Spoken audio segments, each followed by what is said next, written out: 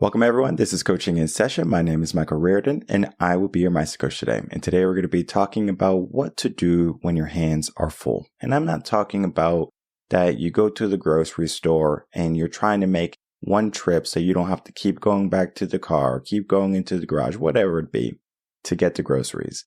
You might live in an apartment, and especially if you live on the third floor, you might say, I'm not going to walk up and down these stairs 15 times to get all my groceries. You try to do it all in one trip.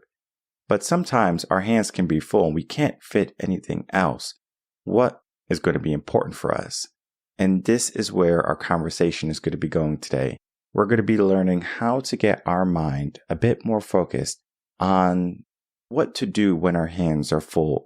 Because there is a reason why we do the things we do.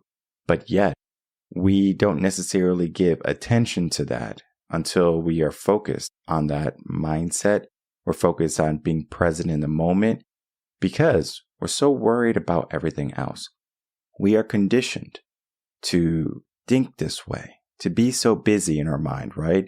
There's always something to do. But yet, sometimes we can be in that feeling that I just want to take a break and we check out. This is when we're on a sofa. This is when we're just kind of chilling. It's not necessarily a bad thing, but it's not helping us figure out the things that we need to do. Because let's say you're so busy, you have to make a sacrifice, right? Because most of the time when people say, oh, there's just not enough time in the day. Oh, I don't have any time. Very few people is that a reality to. That means most people have time to do the things that they say that they don't have time to do.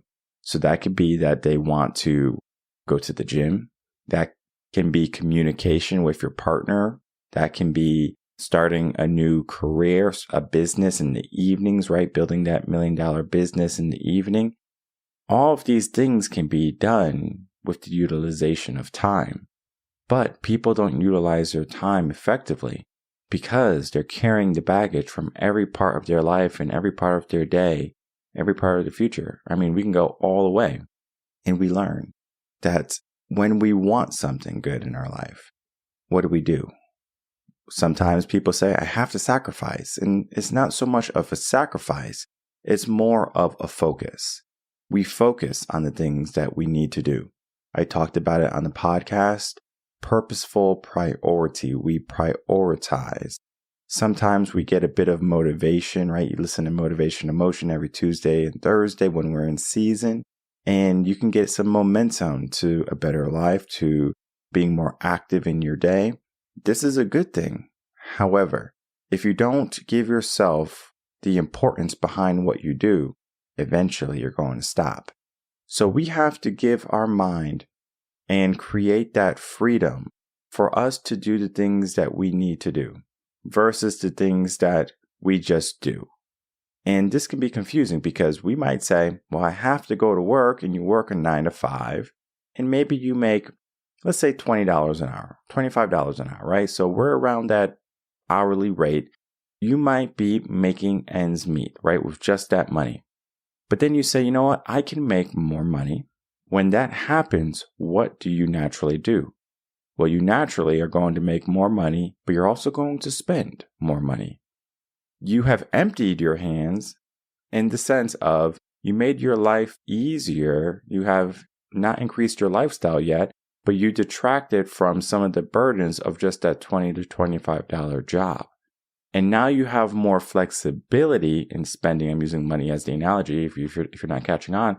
You have some flexibility to now, not worry about if you're going to pay the bills, if you're going to be able to afford something. You have that flexibility. But what people do typically when it comes to, I now have increased my income, maybe it's $30, maybe it's $35, $50, whatever it be, right? Whatever the number is, we have more. And we're no longer just making ends meet. We have exceeded that. What tends to happen is we increase our lifestyle. We have emptied our hand. We got rid of all of the stresses, all the anxieties because we were so full already. We were so worried. We were at the cap. And then we gave us some flexibility. And guess what happened? We said, well, we have all this flexibility now. Let me increase my lifestyle. Let me just bring that right back to the tippy top. Let me bring it back to the brim. And when you do that, now you have lost your freedom. You have given yourself a full hand again. And now you don't have the time anymore because you're just increasing your lifestyle with an increase in income.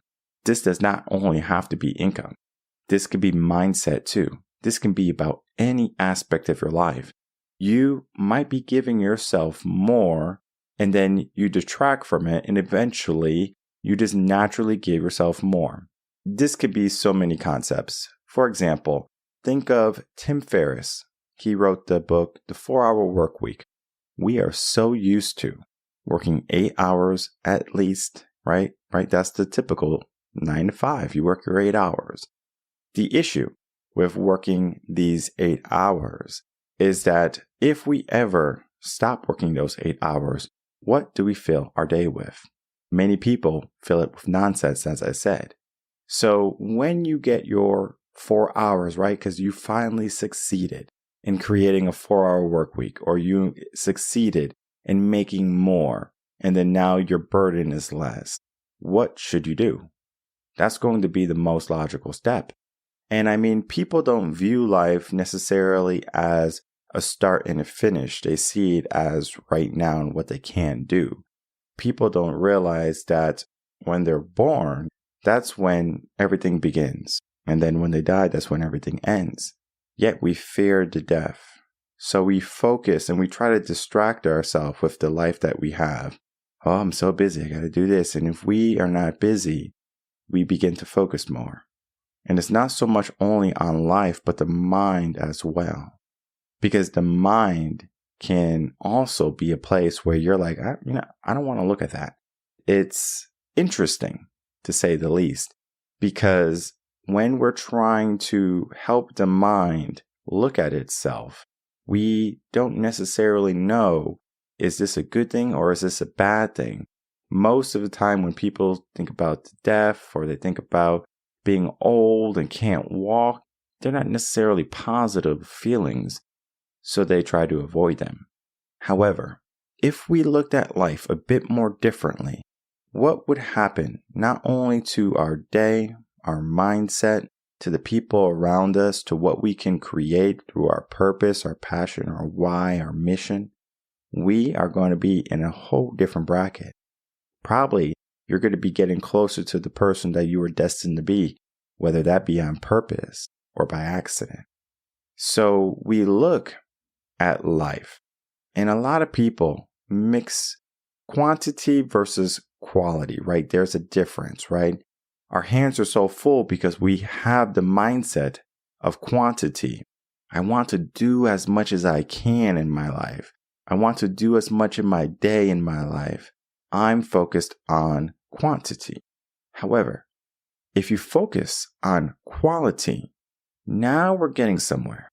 Now we're going to be focusing our mind in a direction where we're going to be thinking, okay, what's going to be the most meaningful thing for me? We talked about it already in our to-do list. We talked about it already in general life and our relationships. But in the sense of relinquishing things in our day that don't serve us. There are many things in our day that don't serve us. And we always have a choice. I like to think of it as a flow chart. In the flow chart, you get to choose exactly where you go. And there's going to always be different options. For example, when I wake up, I can stay in bed. I can go on my phone. Like these are just different ones. So I can stay in my bed is one. I can go on my phone is 2. I can get up, go to the bathroom, come back to my bed is 3. I can go to the bathroom, go to the gym, go to the bathroom, get coffee, whatever, right? There's almost an infinite, or there's a large amount of options that a person can take. Flowchart.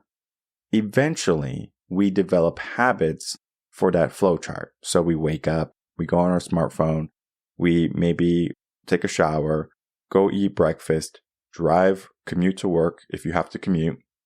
And now we're at work for 8 hours, right? During work, we might have a flow chart there. Okay, I have to do my emails first, make sure I'm all caught up. Maybe I have to reach out to some clients next. Maybe it's time for lunch. After lunch, I'm going to be setting up some proposals, making a presentation for the meeting next week, whatever it be. We have a flow chart for how we typically do things. Now, you might have a crazy job or a job that's always on the fly. If you work in, let's say, a restaurant, a fast food industry, you're going to be, again, working with food there, but it's always going to be, okay, this person needs this, I got to do this, and then it's going to be a lot more kind of juggling. Now, there's still a flow chart there. You are fulfilling the orders of customers. Then you might get a break. And after the break, you might come home and you're so tired for being on your feet all day, you just want to relax. There's a flow chart, whether we like it or not. We get accustomed to our flow chart. And typically what I do with some of my clients who are a little bit confused on where they want to go is I present a flow chart for them. And I just ask them a couple of questions. I say, we are here right now. Here can be we're unhappy, we're unfulfilled, we're broke. It could be positive, right? We are fulfilled, we are empowered, we are joyful, we are ecstatic. This is a good place to be. But regardless of where you are, your moment, you're here at the moment, you have a choice to make after. Because that elevated sense of happiness can be thrown away. Because you might say, I'm super happy, let me go for a drive. That's one option. Maybe you say, I'm super happy, let me watch a movie or something. That can be another option. I'm super happy, let me spend time with my loved ones, my family, whatever. That could be an option. So there's always different options. Now we can have vices in those options. I'm super happy, let me go party. I'm going to go celebrate. I'm going to go smoke some cigars and I want to go drink some whiskey and some beers. I'm going to go turn up because I'm so happy. You don't have to go drink and do drugs because you don't feel happy. You can feel happy and still do those things because maybe you want a higher sense of happiness. But then maybe that is going to downgrade that happiness later on. It's a very good possibility. Not saying it's going to be certain. Everyone is different. But then we look at the bad stuff, right? Because the people who are already in a good place, they have a system for their flow chart and it's already there. We don't necessarily have to look at it so readily. For the people who are with a good, strong mindset, they are in a good place and they just want to make some small modifications. This is for the people who are more into that negative space. They have their hands full. They fill up their day and they don't know what's in it.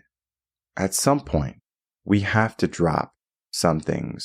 We have to put down the things that are not important. How do we figure out what is going to be important for us?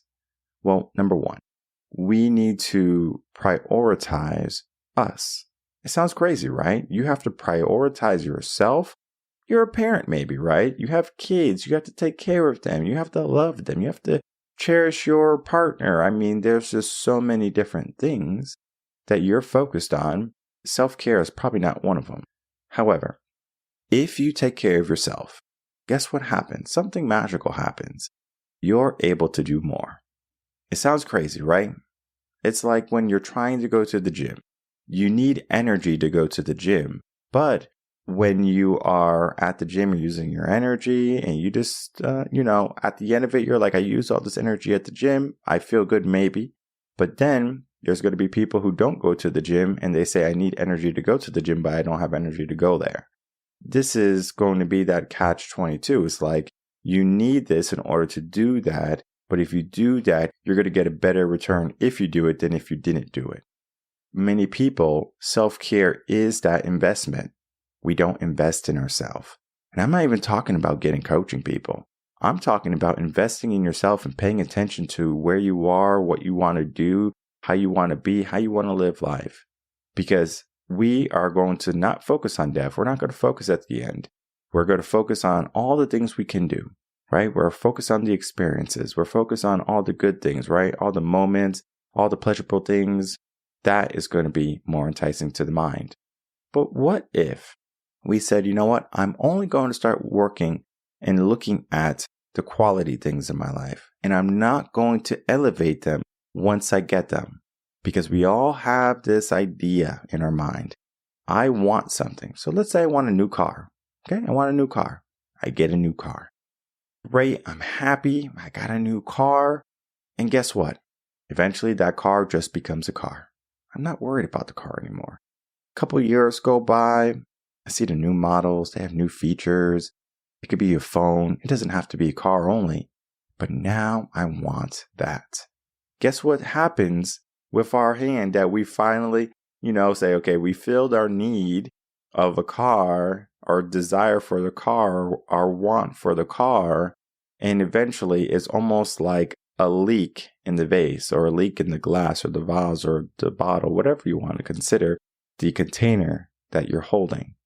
And as it slowly starts to leak out, we are not even paying attention to what we have lost. We have lost the moments when we were excited for what we got. We return to that homeostasis, yes.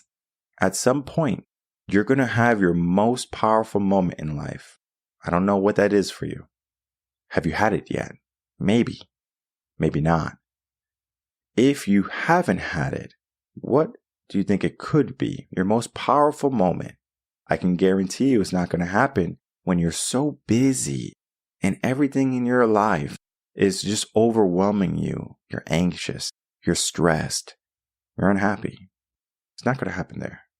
What I can say is that moment where you have that epiphany, you're like, I'm going to make a change and I'm going to work towards something better. I'm going to work for that quality that I'm looking at. There's a huge discrepancy sometimes. There's a lot of work involved and a lot of work necessary to get there. Most people, they don't want to do the work. Most people, even when they have the option for freedom, right? Let's use freedom for an example.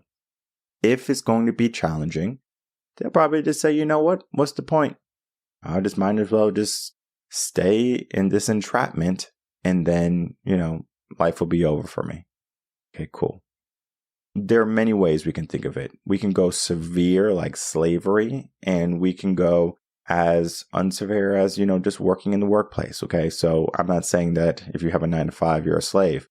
Sometimes our job can enslave our mindset. And I'm going to explain that very quickly. I've talked about this, and I think I gave this example. I might have done it in Mindset OD, but today I'm going to present it in a way where it's a bit more palatable for the mind. Because what they did in slavery, of course, it wasn't so much of a jail, right? Like if you think of a penitentiary where we put our bad guys or our people who have done heinous crimes, we put them behind bars, put them behind walls. We don't give them freedom. However, in slavery, when they had the ability to run away, some didn't. Why did they not run away? Yeah, some did, of course. But the people who ran away, they were made an example of. Maybe they were killed. Maybe they were beaten. They were made an example of. And so what happens is everyone else that was a slave saw this. They saw the beatings. They saw the outcome and they said, this is not what I want. They chose a life, even though it was entrapment and enslavement, versus death. So they chose to be alive, even though it was imprisoning for themselves. They wanted to do more in their life. And sometimes we are doing so much, right? And we try to squeeze something in and it might be a good fit at the time, but it might not be a good fit long term. So we go into our modern world today and we fast forward, and now we are maybe a high school student and we have the option to go to college or maybe to start a career. Which one do we do? Okay, doesn't necessarily matter, right? Because now you're stepping into a moment where you can put yourself into that person that's going to be that runaway person and you create freedom for yourself. Or you're going to be that individual that finds yourself entrapped. Sometimes when you get a degree, you feel entrapped because you say, I have spent all of this time, all of this money on this degree, and now I can't necessarily do anything else. I guess I have to be an accountant. So now you're an accountant and maybe you don't love the job, but you're staying in the job. So now what typically tends to happen is our mind kind of goes down to that level of a lower level of homeostasis. So it's not so much of happy. It's not so much of too bad, but it is at a lower level.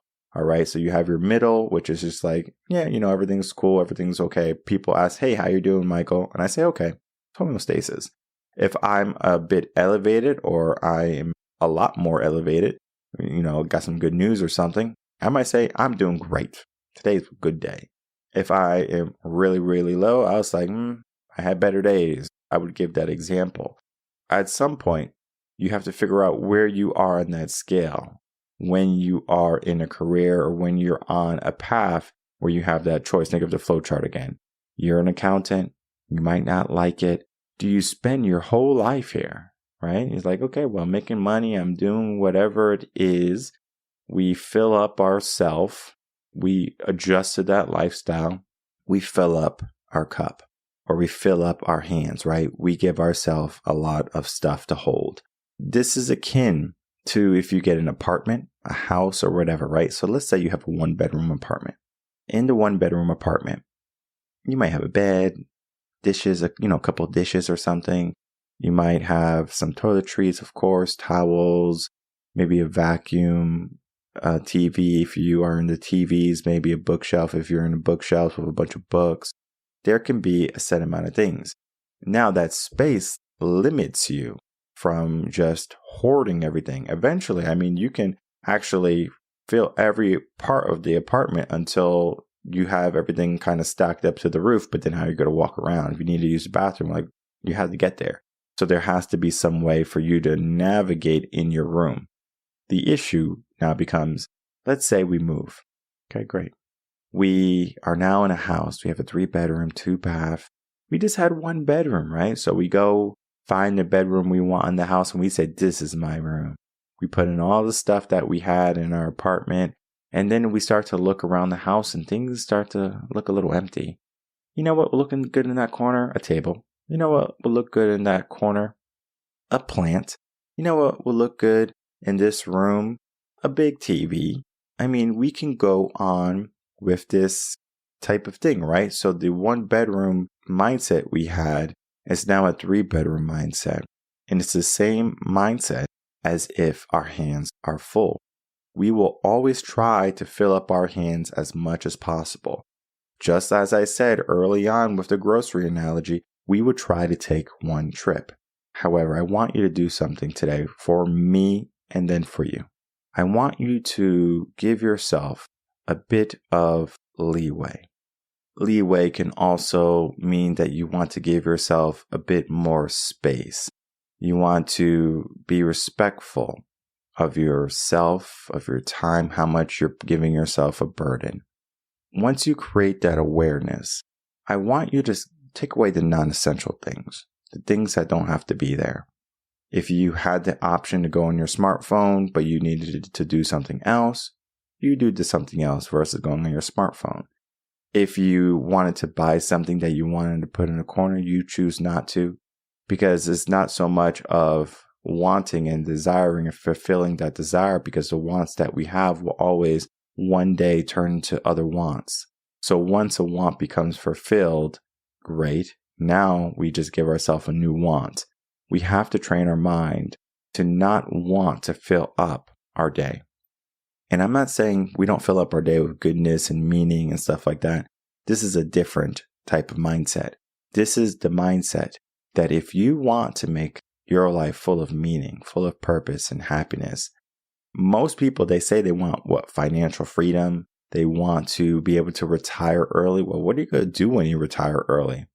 This is a great question, right? Especially for someone who's young, who's having that mindset or that mentality. They're like, I don't know what I would do. Let's figure that out. It's not so much about filling your day where you are focused on the quantity. It's about making sure each of your days are impactful.